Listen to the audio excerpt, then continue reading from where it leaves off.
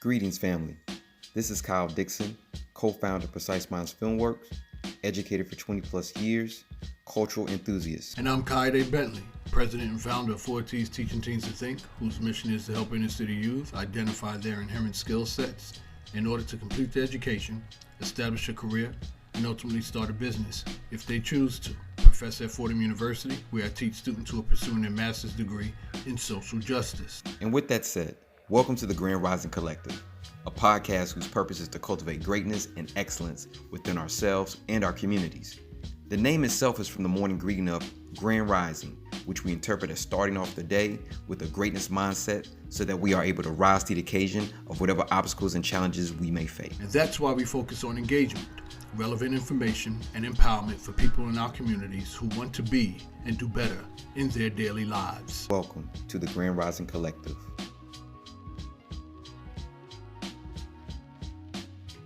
We just don't move. That our society has programmed us to be behind or in front of something, doing some busy work. And we all have done it and probably, and still do it, but it's imbalanced. If you have a balance between the different areas of your life that bring wellness to you, then you usually have better outcomes. But when you're watching TV this much and going outside this much, that's the problem. So a lot of times our lifestyles aren't balanced in general. Nice, good point. Now I want to bring this up. How do I? I'm trying to figure out how to phrase this question, and I know time is of the essence as well. There are a lot of people who feel, or they're making this push now, especially society, medicinal medication, so-called from the earth. Let me put it out there. Weed. Some people feel weed is good alternative. How does the term CBD, marijuana fit into this space, or is it separate? Holistic healing, no, it's not separate because everything is connected. Now, how our government chooses to view it doesn't knock its medicinal healing property. It doesn't change that it's a plant ally of ours. How it's used, just like anything, alcohol is legal, but it can kill you. So I feel as though being properly educated gives each person an opportunity to make a decision that's best for themselves. Where did he go? So the endocannabinoid system is in all of us already. We have receptors in our bodies with CBD, THC. There's a number of receptors in our body that respond to that type of herbal medicine. And again, the regular public is just not informed. And that's the agenda of the government, or people that want to control the minds of those who don't want that type of wellness brought into the medical, or I say deemed medical, medicinal and alternative. They want it to be over here and separate, and then medical over here. But we are humans and we have to use both to be successful. So integrating them in one's mind would be helpful because they would release the tension of one is better than the other. Well, one is good or one is bad. Right. Now, again, it's all about balance. There are individuals that have struggled with seizures for decades and were introduced to medicinal marijuana and were able to have relief and live a normal life for the first time in their lives. Wow. So very good point. It's very helpful for individuals who use it in that way for that purpose. But I don't want to say that that's the only way that it can be used. So I'm very careful of what I'm saying because everything can be abused therapeutically, herbal, as well as pharmaceutical. The dose is the poison, always. So what is the poison? The dosage. The dosage is the poison. Because just to interject briefly, Jack, if people are like, oh, so that means I can go out and take as much marijuana and just smoke up all day and just puff and just, like they just go the extreme. They just go there. Like the word you used, extreme, and I'm glad you used it because on a scale that's not balanced. Exactly. It's not balanced. And I want to tie this into, because you work with the youth, I work with the youth, Kayode works with the youth. We talked about in one of our other podcasts, we talk about how, again, my youth particularly sometimes coming to school high. They're coming to school, from smoking marijuana or using other drugs to kind of sedate them, right? Popping pills, some people say. And how does that tie into, like you said, that balance? Because again, people see it as a gateway drug, but I respectfully disagree to a certain extent, because I see more of the drugs of the sugar and the salt, right? That I see my children, my students come to school heavy, the Takis, the huge Starbucks, no diss to Starbucks, I go there, but the huge, mocha chocolate, frappuccino milkshake, the donut, 2 donuts, right? This is breakfast, y'all. This is breakfast, right? And maybe like a bagel, egg, and cheese joint. You know what I'm saying? Ooh, all those words just hurt my spirit. Why it hurts my spirit is because, again, they're young. And those things are affecting their neural pathways. They are making them, they're using these foods and they don't even realize that they are using these foods and or drugs. And I'll say foods. I'll say foods in this case. They're using those foods like a drug, because if you take something and that once you take it, it'll change your mood or change how you're feeling, you're using it as a drug. So food can be a drug because of its application in one's body. But to get back to what you're saying, talk about gateway drug. Gateway, I think a lot of things could go into the category of gateway, because gateways open you up, right? It opens up the pathway. So if we think about the way society has been geared, there are thought patterns that were the gateway before any substance was a gateway. Because like he said that we are in a process of it being an instant gratification type of society, right? What opened that gateway? That's my question to you all. What opened that gateway in your perspective? Because when you think about, I need it now, I need it instantly, I want to feel better now.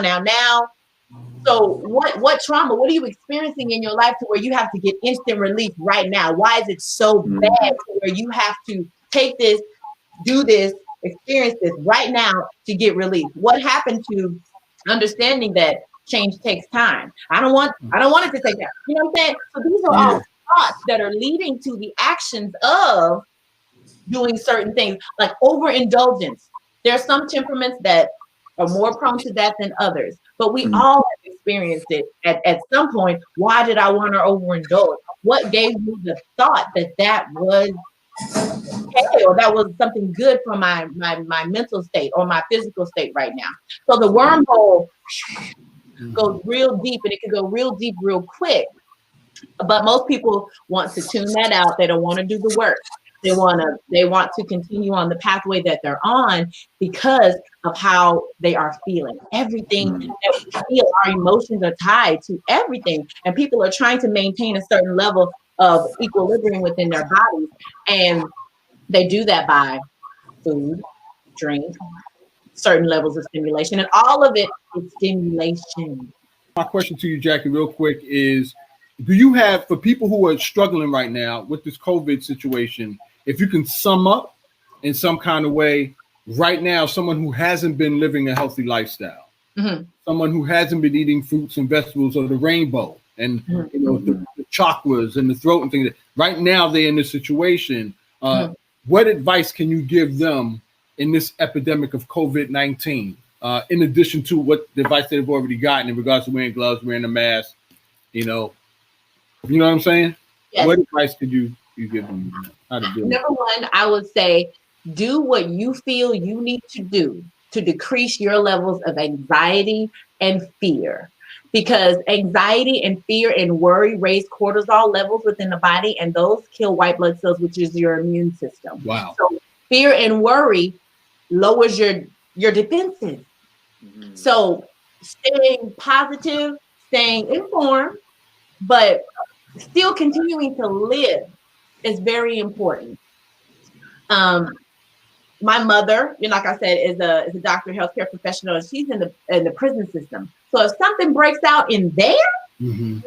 it'll spread mm-hmm. like wildfire. But she's not going to work living in fear. She is doing the protocols that she has adopted for herself to make sure that she feels safe and that she feels protected wherever she goes. Number one is the spiritual component. Number two, we take practical things that we can see protocols into action. She takes 2 showers a day. Some people might do that anyway, but just right. because where she's at, morning, whenever she's at, she takes that. She makes sure that she gets her herbal teas and takes her herbs every day, building up her immune system. She does things that bring her pleasure and joy every day. I'm talking about whether it's music, playing in the garden, walking outside. And if you're walking outside, if you feel like you need to wear a mask, wear one. I mean, there's no shame in wearing a mask. I did a video this week, and I have a beautiful mask that's made by my seamstress that has beautiful African fabric. It's so cute and it's fashionable, but I don't wear a mask because I'm sick, and I don't think other people are going to get me sick either, because I've seen the research and I know how long things can live on surfaces. If I go to the post office or something like that, I'll wear gloves, but I wear a mask because I haven't trained myself not to touch my face.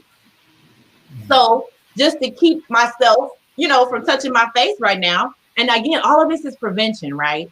All of it is prevention. So and if I don't wear gloves, if I don't, I just make sure that I wash my hands thoroughly when I go to places. But these are precautionary things that I'm doing to help me feel safe. But I'm not walking around in fear. That's the different mindset. You're going to get the same result if you walk around in fear and be like, oh my God, I avoided Corona, thank God. Or, oh my gosh, I protected myself and I avoided Corona. But you see the pathways are different. Mm-hmm. But the energy associated with them, this is the lower vibration, which could add to feeling sick, getting sick. And this vibration can keep one from getting sick. And if anything ever happens, because Corona is not the only thing out here that we need to be afraid of, guys. Ooh, so if you get sick, if you're living a healthier lifestyle and you're positive about it, you'll get well quicker. Mm. And I had to reel some of my friends in. And when this first started happening way back in February, my first question was, who lives? That's all I would say to them is, who lives? And they couldn't tell me because the media wasn't telling them and they didn't know. And I was like, but I know someone has lived. Everyone that has gotten this has not died. Mm-hmm. But until the mass media said it, no one really was thinking about that. But I programmed my mind to know that this is not a death sentence for everyone. And we know it to be true now. But I made sure in the beginning that I thought that, because it was real to me. Because I know I'm going to live to be 100 plus years old, but this is not going to take me out. Right. So right. It's a mindset. But take whatever precautions you need to take, and don't feel any type of way about doing it, but walk in a way of knowing that and assured that you are taking the proper protocols to keep yourself safe and those around you safe. Thank you for that. And that chimes into like one of the kind of the somewhat questions is like, we've survived so much as people of color and like Black folk, we've survived. So, think about it. Like, think just in the last century alone, like industrialization age to the Great Depression to all the World War I, World War II, which was the Spanish flu. We went through that with 1917. So we went through that, and then the 60s into the 70s with and 80s going into Reaganomics through the crack era, all that stuff. For some little funky virus, you know what I'm saying? But I would say quickly that there are outside of just making sure that your emotional wellness is good and you're making sure that you're not taking part or listening to or hearing things that have to deal with fear mongering, because again, that lowers your own defenses. There are natural things that you can do. Getting out in the sunshine, number one, you get your D3, but the sun kills bacteria on your skin, so getting sun is very, very important. Sweating is very important as well. Taking walks, being physical. Sweating is one of the best and most natural detoxes that you can do for the body. Yes. So, and eating, fresh fruits and vegetables, that's always good. If you want to do something herbal, great teas or great things that are good for reducing anxiety are St. John's wort. Now, results may vary across the board, and I'm not giving it claims, but I'm just saying that the research has proven that these things could help in this area. St. John's wort, as well as blue vervain, valerian. Valerian is an herb. I mean, it smells like dogs and butt. It just smells bad, but it's really, really good with bringing down anxiety. Chamomile, we all know about chamomile. Yeah, chamomile works. That works, family. That works. Yes, and lavender, and you can get the essential oil and put it in a diffuser. You can get some of these as bulk herbs, and then you can make a tea and drink them. There's a way to use them in different ways, but the breath. That's something that we do all the time, and it's necessary for living. But if we're taking short, shallow breaths all the time, we're not getting oxygen to our brains, which doesn't allow us to think clearly. That can be something that causes us to stop in general. Like, you're not even thinking clearly because you're not even breathing. So taking deep cleansing breaths throughout the day is so important. And while you're at your desk or you're in your car or you're anywhere, take those deep cleansing breaths. Thank your lungs for working for you. Thank your body for being present. Thank your body for working. This right here, everything deserves gratitude, including you and your body. So I talk to myself often. I'm like, okay, come on, knees, what's going on? What we gonna do today? So it's everything deserves appreciation. So at times you have to ask yourself, for individuals that they get sick, this is the spiritual part of things that I'm talking about. Have they been neglected? When is the last time you actually wanted to breathe deeply, breathe fresh air? Some of these things are a wake-up call to individuals or have to do with your breath. And that's the source of life. Have you thought about your source? So there's always a rabbit hole, as we know. But those are just some quick things that people could do. I make a mucus buster formula, but it's full of aromatics, herbs that are that would cause you to, like, effervescent, like the peppermints and the spearmints and the eucalyptus, things that will open you up. So during this time, if you feel like you want to clear mucus out or things like that.